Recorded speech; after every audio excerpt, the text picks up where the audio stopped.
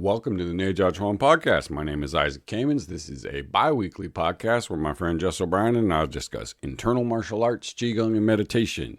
This week we continue our discussion on Yang style master Chen Weiming and looking at his book Tai Chi Da Wen. We explore a couple more questions and answers that he presents in the book, including a bunch of stuff about push hands. And we return to the Tai Chi Classics, which asks the question, what is the purpose of Tai Chi Chuan?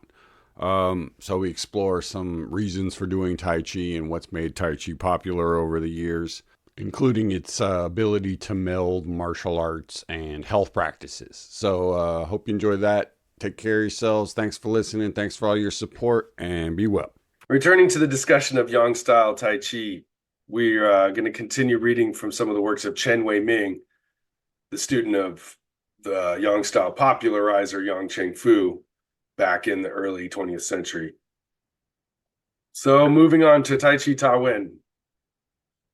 This is the book of question and answers that Chen Weiming created. It was published in 1929 in Shanghai, then republished in the Republic of China, Taipei in 1967, and then translated by Robert W. Smith and Benjamin Lowe in 1985. So we got to the part where he starts talking about listening energy, Ting Jing.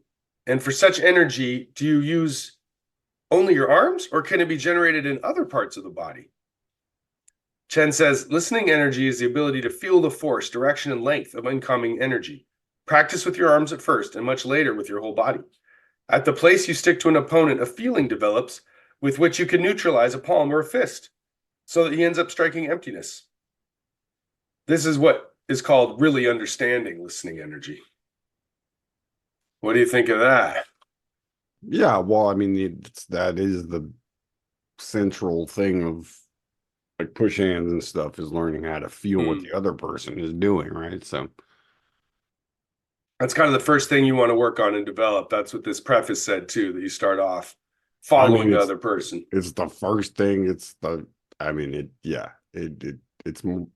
never stops being the thing. It may not always be the first thing, but that's always whenever you put your hands on someone else, the main thing, or the first thing you have to do is engage that sense of, listening to what's happening with them, between them and you, and, all that stuff. So he says you can stick with your whole body. So you stick to your opponent and develop a feeling so that you can neutralize when they strike, and they strike emptiness. So I guess you could listen with any part of your body when they reach out and touch you. Listen with your whole, you're listening to their whole body with your whole body. It's like, is that sense of, it's the whole field, right? So any part of it, your field interacts with their field. And if you're sensitive enough to it, as soon as those two bubbles interact, you can feel what's going on. Like you feel them. If there's any holes in the water balloon or whatever, you're going to feel that from a distance, kind of feel where the weak spots are kind of gushing out. Yeah, it's sort of like, I think, of crumple zones in a car. That if you can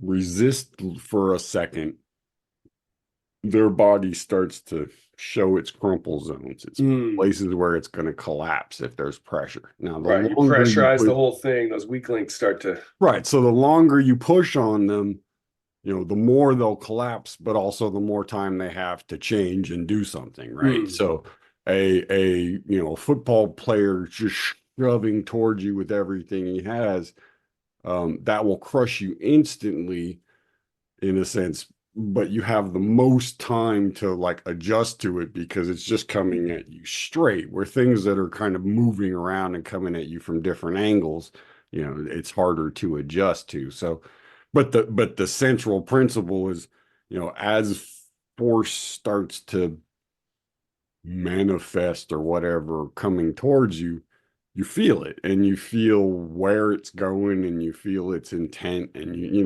like the thing of, if you've ever had the experience of Someone who really wants to hurt you throwing a punch at you is very different than someone throwing a punch at you who doesn't want to hurt you, even if the punch, like the punch that doesn't want to hurt you, is harder.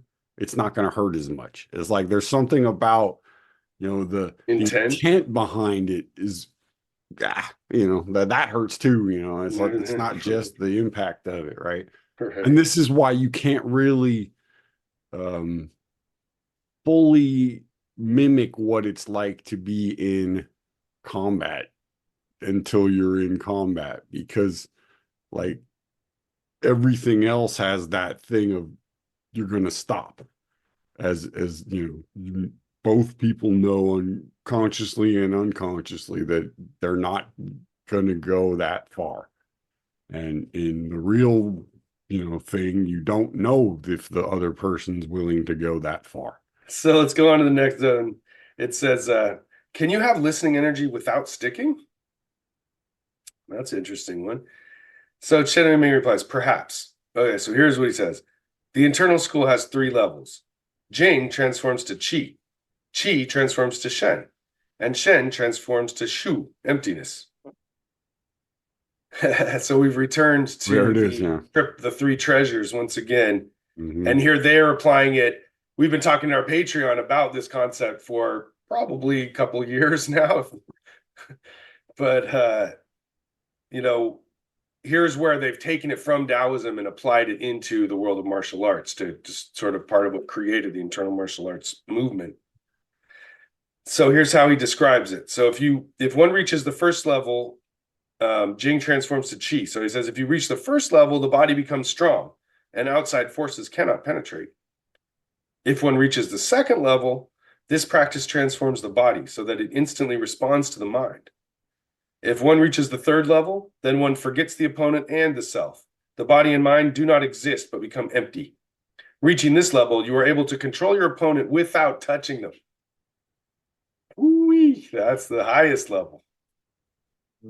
I think he's talking about here is that your ability to be sensitive to the person's mind, Yeah, that sounds about right. when they start to move, you already know what they're going to do. So it's like they're leading in, you can lead that a little bit, but Right. it's not like, you're going to push them from far away. Right. Yeah, I agree. I don't think he's talking about distant, attacks. It's more like I don't need to be in full touch. If I'm really good, I don't have to touch you to see what your next move's going to be because you're giving it away through subtle cues and how areas you're looking, or even just how your body posture is shaping itself. I'm going to see you coming. Yeah, like I can position myself in a way that I know is gonna make your mind gap, right? Like that's kind of how I think of it. Right. I can Basically, my trick your mind. concentration's so much heavier than yours Yeah, that I'll see you glitching.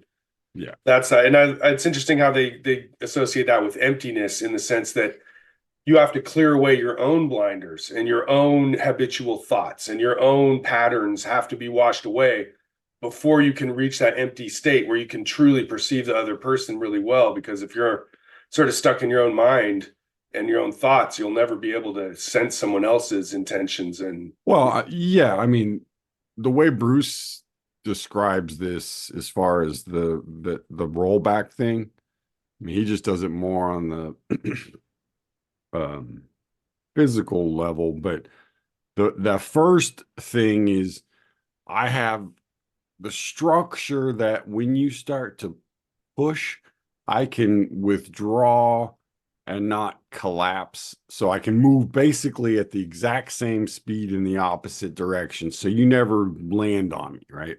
So there's never, we're touching, but we're moving, it's exactly in the other direction. So, and I time it right so that I come back just as you're falling over and blah, blah, blah. The second layer is, or second level is, I actually let you push into me a little bit and then I move back. So I'm slightly controlling where you're going. It's like I'm just barely steering it a little bit with my center. Um, the third level is the thing of I fully attach to you, and I wherever I move, you move. So you're stuck to me in a sense, right? Hmm. And then the fourth level is the thing, the magnetic hands thing that we've talked a little bit about before, where you Legendary. put your hand on, and that's the Yeah. same, that's the level of the Shen essentially, where you're no longer dealing with energy and matter in the normal, the normal rules don't apply anymore. Right. You And have that's why other they things use these going on. alchemy metaphors, because you're shifting the nature of reality itself, or you've gone beyond the normal rules at that point. Yeah, and it's It's pretty very cool. rare to find that level. I mean, Yeah, at and all at this that's point. you got to have heights to shoot for, obviously, but you shouldn't take it too. But mm, I mean, fully. you can be, I mean, there are some phenomenally good Tai Chi people who only do the first two. Sure. That like you don't, I mean, that for the um application of it, for the health aspect of it, all that, um, you can use any of them or all of them, right? So, um, if you just stick with one and you get really, really good at it, you can go pretty far with that. If you have two, you can go even a little bit further. And if you have, all three, you can go maybe to where you get four. But, from everything I can tell, you have to um, start practicing it, sometime around 9 or 10 and not stop until you're in your late 80s and you might get it. It's like, but Sounds looking. it takes a long time. So here's another interesting one. So he says, the question is, Tai Chi seeks the supple, but what use is suppleness? And he says, okay, listen, seeking suppleness enables you to separate your body into pieces. If an opponent pushes against your forearm, your elbow doesn't move. If he pushes against your elbow, it moves, but not your shoulder. If he pushes against your shoulder, it moves, but not your body. If he pushes against your body, it moves, but not your waist. If he pushes against your waist, it moves, but not your leg. This process leaves you as stable as a mountain. That's kind of interesting. So, like, that's that folding idea in Tai Chi where someone will like shove on your arm. So you just let them do it. And then they run right into your elbow because it doesn't move. And they just, their face flies straight towards your elbow, basically. Yeah, I mean, he's just describing kind of how to use different techniques. But that was rare at this time. I mean, nowadays there's a million fucking books and videos of people going, okay, you do this, then you do that, right? Um, This is pioneering for sure. So he says the use of suppleness is crucial. With it, you can be one unit attacking and fragmented parts defending, able to be relaxed and hard, agile stepping forward or back, and substantial and insubstantial as needed. So that's interesting. So when you attack, you form one unit and hit with full body power. When you're being attacked, you break your body up into different isolated pieces that the opponent just sort of, it's like a bullfighter's cape. They push through the different parts that you let flap in the breeze. right. But when you attack, you're unified. You're yang when you attack, you're yin when you get attacked, right? Basically. So the idea that when you're being attacked, you want to be light and agile and move, Right. flexible and all that stuff. And then at the moment that you are going to hit the person, you plant yourself and want to be stable. Now So you're that when you stable as a mountain when you make attack. contact. Yeah. And I love the idea of each part they push on, they find no resistance, but the whole rest of your body's it doesn't shake you up, right? Your balance stays the same. Even as they push against a leg, it moves out of the way, but the rest of you stays in place. That's what makes Tai Chi different than another martial art. Everyone wants to be agile and liquid and fluid, but like if you push against somebody and they just instantly give no resistance and you fall forward, that's Tai Chi, right? Well, that's one aspect of it. But that's the one that most other people don't have. There's a lot of Right. people that are Yeah. strong and can't move. Like Tai Chi does that too, but it's a Well, I hallmark of mean, Tai Chi that I think I'm shoving you with all my strength, and then there's nothing there, and I stumble into it. see, I mean, I think the higher level of Tai Chi is you don't have to, in a sense, get them to stumble into it, that you're actually controlling it before they're, again, this is what we were talking about before, that um, one level of it is essentially a trick, right? You give them a little bit, they push a lot, you take it away, they fall over, and then you've got them, right? And Trick, yes, yeah. that's sort of a timing and sensitivity thing. But there's also the level of, if you will, absorption, right? Where when you can start to use these openings and closings in your body and these compressions and these pressures and things and do all this sticking stuff, you don't really need to move. And this is where or you don't need to move that much. You And need to so, move your feet a ton, yeah. well, you might move your feet, but you're moving them an inch instead of a foot, right? Like it's everything is much smaller in terms of the external expression because you're able to, your timing is that much better essentially, right? So the art of, Tai Chi as a boxing, quote unquote, boxing art is to be able to, apply that ability to stick to somebody at, as they're snapping a punch at you, you only have, a fraction of a second to be able to touch their hand and feel all the way down to their foot, right? And so it's that ability that, in that, when you get that little blap, right? You can touch their hand, but that gets all the way down to their foot and they're stuck on that foot for a second, right? And then that's when you move forward or whatever. So your level of sensitivity has to apply to their whole body, not just to the force that's coming at you, because uh, there's equal force in going in opposite directions in their body too, right? So this is getting way off the, but you can attack the other leg, for example, right? Hmm. So as they're pushing you from their front leg, you're pushing into their back leg and they kind of fall forward, this kind of stuff. But you have to have that ability to feel through another human being, which is, again, that's where the Ding, jing. all of this is built off of the listening energy, right? And that's the beauty of push hands being the way to cultivate that. So that's kind of the genius of this Yang Cheng Fu Chen Wei Ming movement of push hands being the key to it all. So well, Yeah, I mean, here's the next question. He says, if Tai Chi doesn't use resisting force, well, then why is it so hard to push him over? Because you'd think, you try to push back would make you stronger. So Chen Wei Ming says, okay, although Tai Chi doesn't use resisting force, when you practice without force, you produce peng jing, ward off energy, and not only both of your arms, but in your whole body.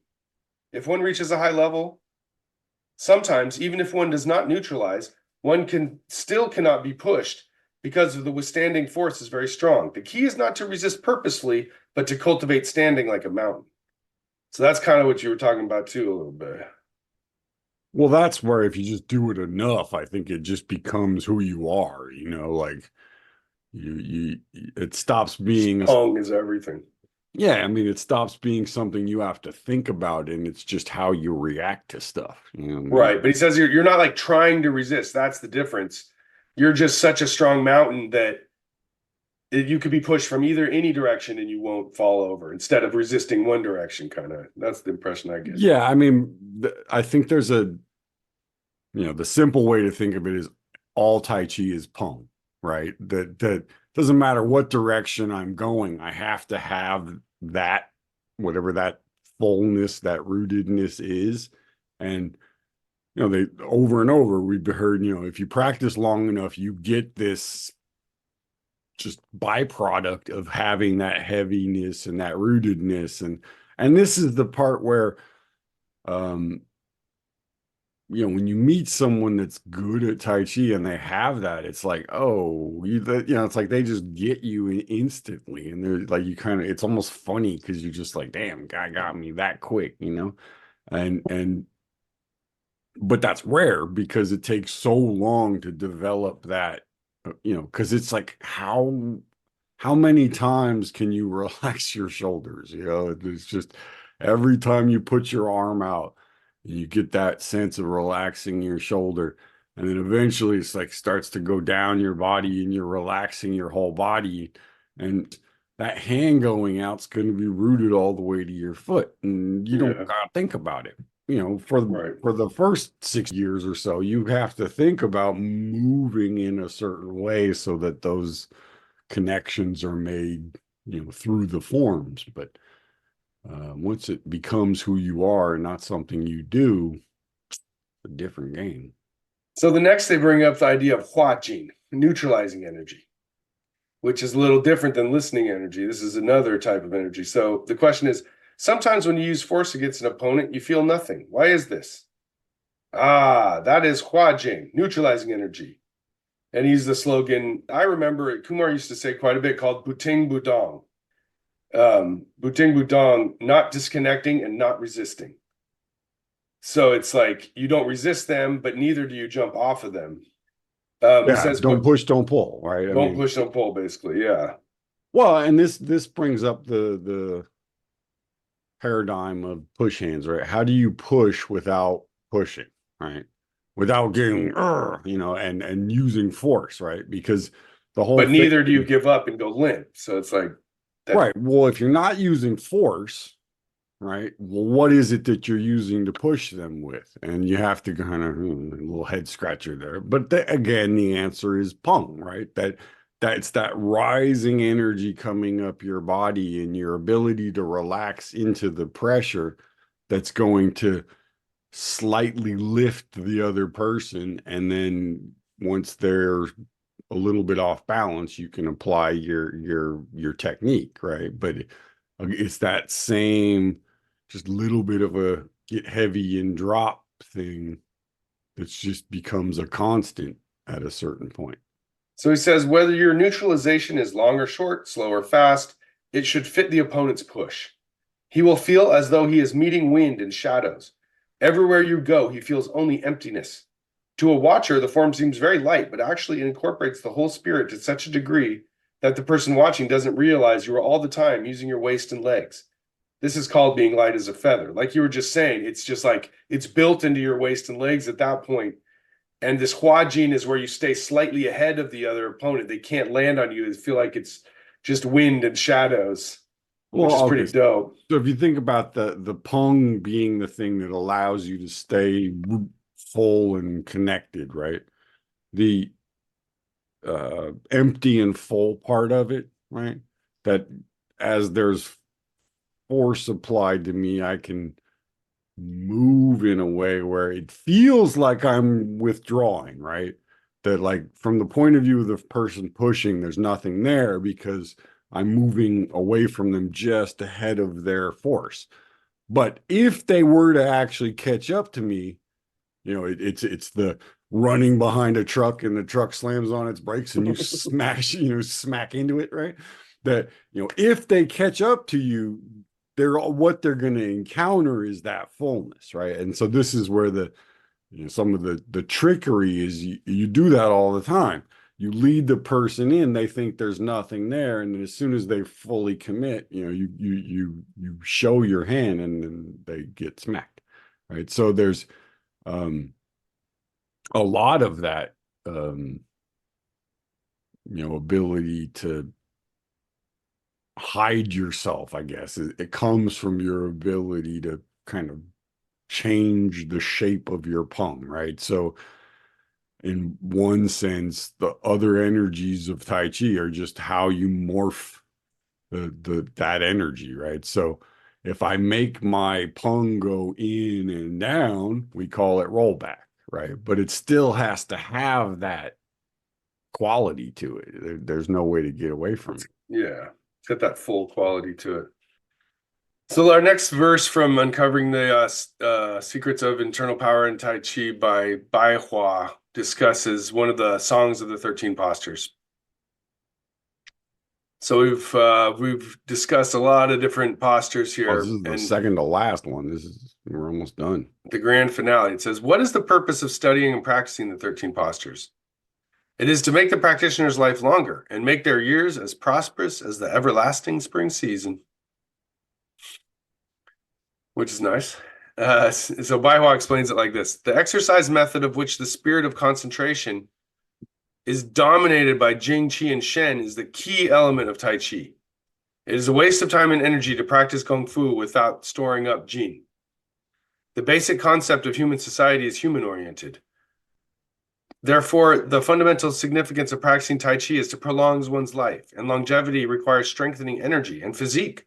To strengthen energy and physique, it must conform to the laws of yin and yang.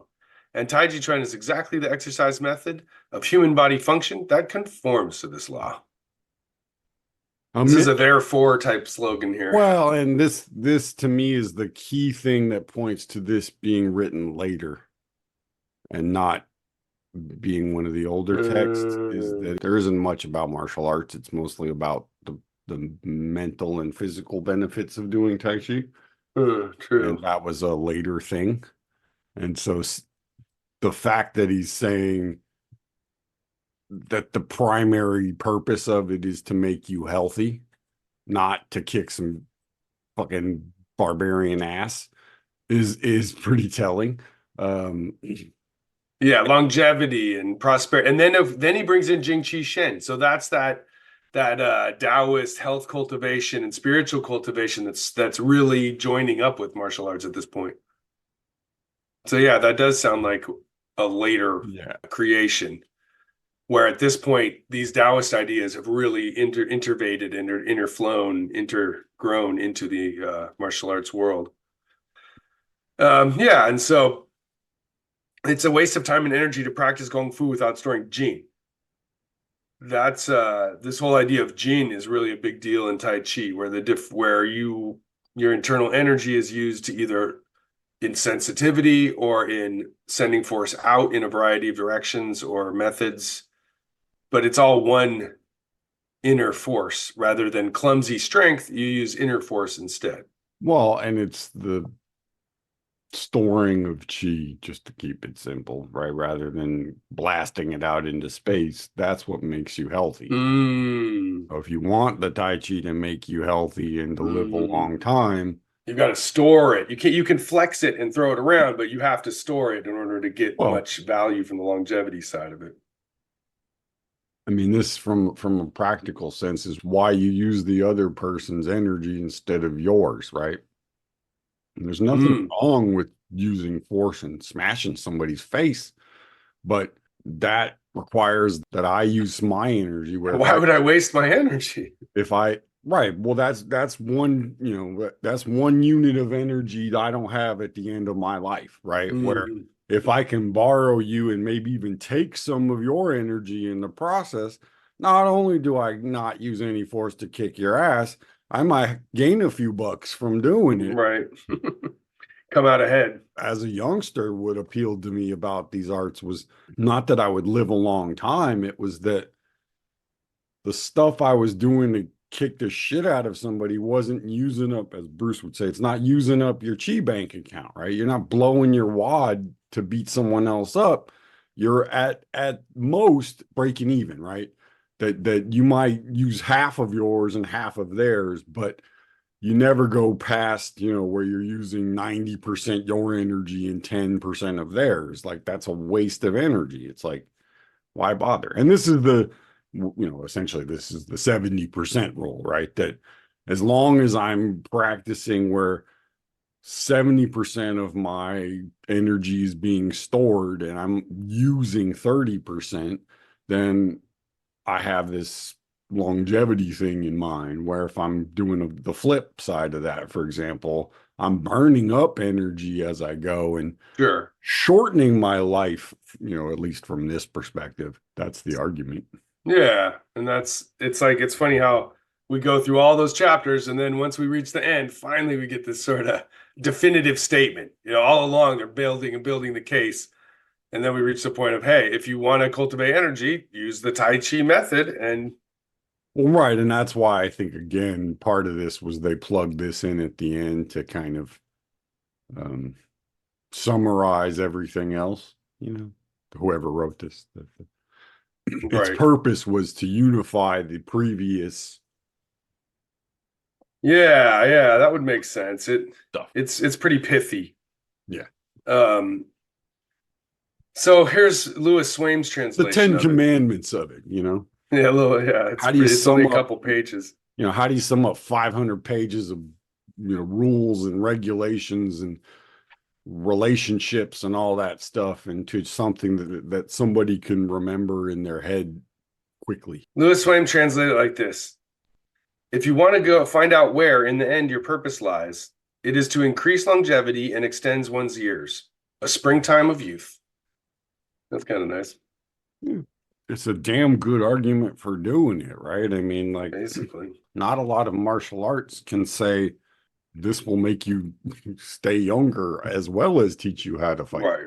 I'd never encountered the idea of, geez, doing martial arts shouldn't damage me in the process, right? I didn't run into that until I ran into Chinese martial arts. So it's not a small thing. Like I watching my son go through sports in high school and stuff, there's not a lot of discussion of like making sure you don't get hurt. The discussion is about winning games. Like, and so I think that's just how the nature of this type of stuff is. And Tai Chi found this other approach of like, well, you can win but also not hurt yourself in the process.